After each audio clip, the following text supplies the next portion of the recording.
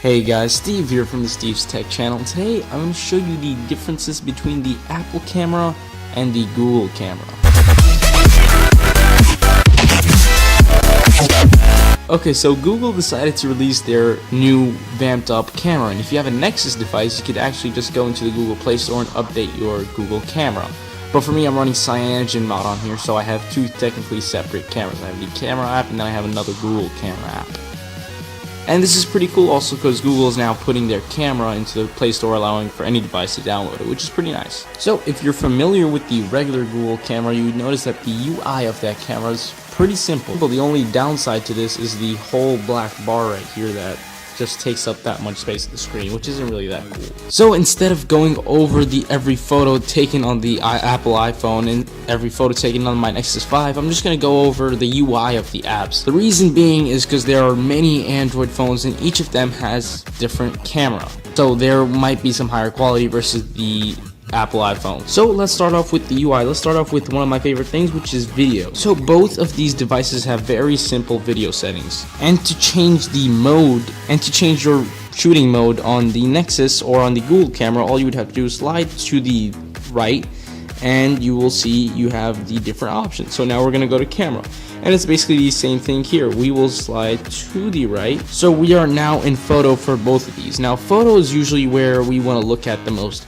Now, but again, they have the same UI over here on top on the iOS. It's just HDR on, HDR off, HDR on, HDR off. And for Google, if we want to access our settings, all we have to do is just press this little settings icon. If you're familiar with Google apps, you usually see these a lot. So on my Nexus 5, if I want to turn HDR Plus on, the whole camera app crashes.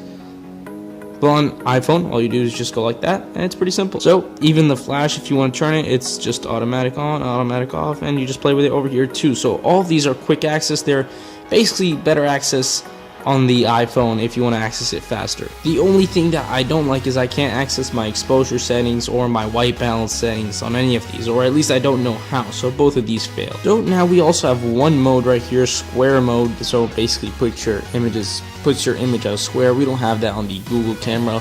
What we do have is lens blur. Now this is one of the very cool features. As you know, HTC introduced something pretty cool. It's called Uke Focus. That's the point of having the two cameras. It takes like sort of two images, one focused on one thing and the object focused on the other. But Google introduced that into their Google camera, which is pretty cool. If you want to see a couple of examples, I'll show them on the screen right now, and also I have a couple of them in the description below so you can check them out. So finally, the last one that we have is Panorama and then Photosphere. As you know, Photosphere actually got a little bit better. The UI for it got a little bit better, how it looks and everything.